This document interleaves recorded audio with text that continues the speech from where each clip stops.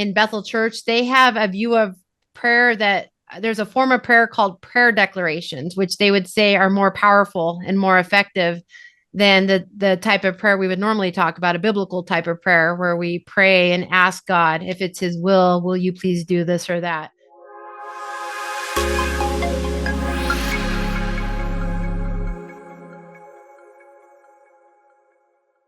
Now that we have brought up Bethel and talking about Redding, California, it definitely has an impact here back in India too.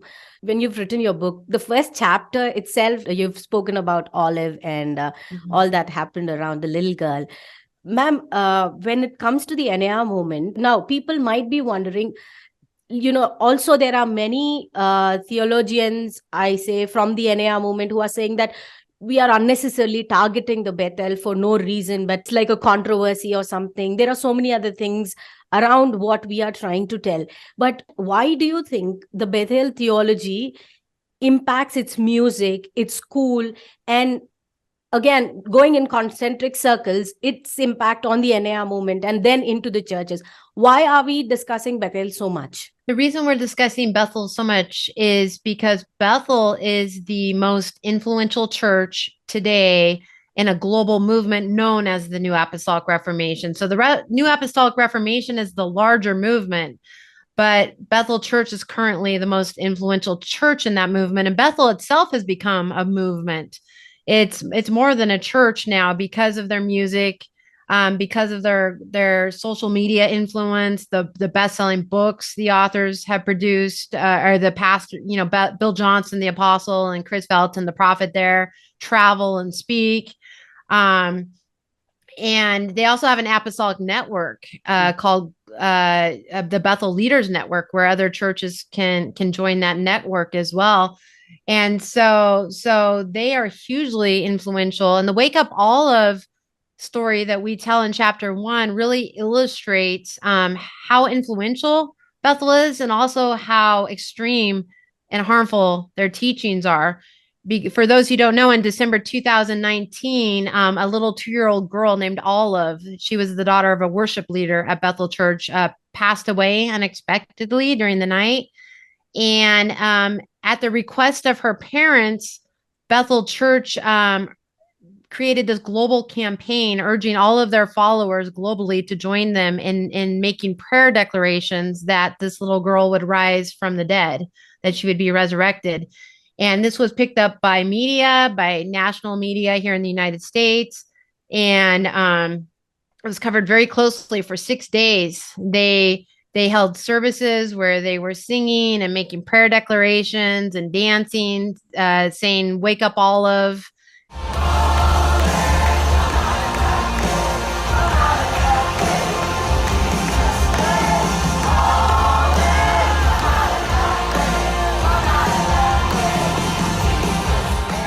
And so after 6 days, Olive was not resurrected, and Bethel admitted that she was not going to be raised, and they announced that they would be holding, a funeral for her.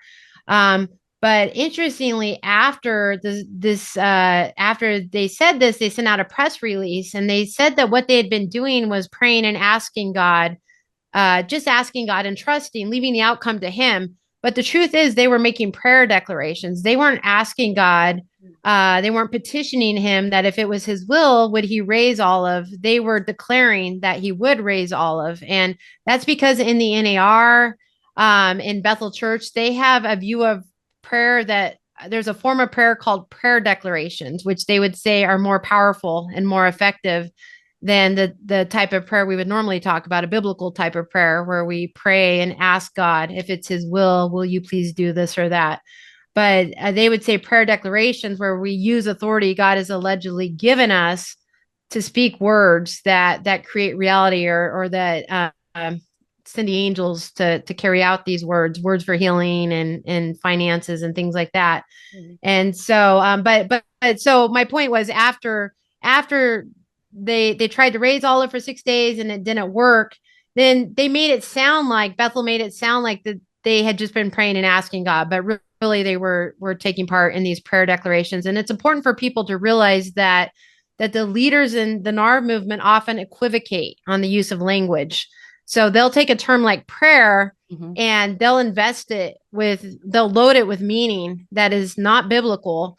But it's not what Christians would normally mean when they talk about the word prayer. We would normally be talking about asking God, and when they mean that they're making prayer declarations.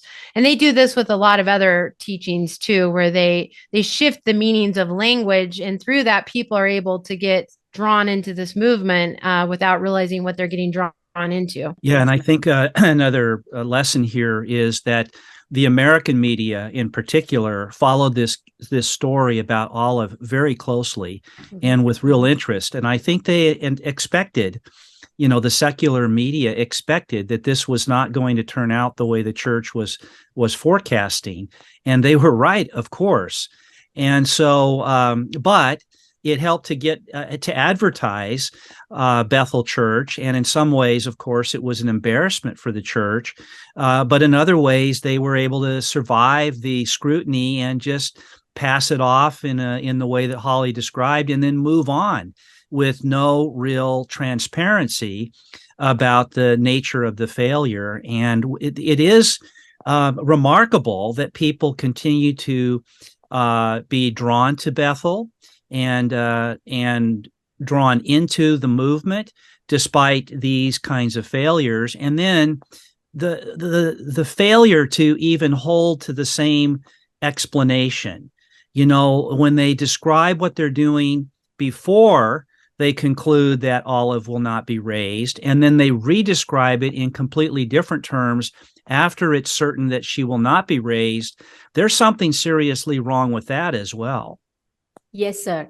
Like you pointed out, we see that Bethel even had a different explanation about this practice called grave sucking or grave soaking, because we saw that the students were portraying it in one way, but when it was asked by somebody on the podcast, Bill Johnson answered it in a totally different way. We see that they twist words and they change the interpretation completely about what they do first and then what they do later.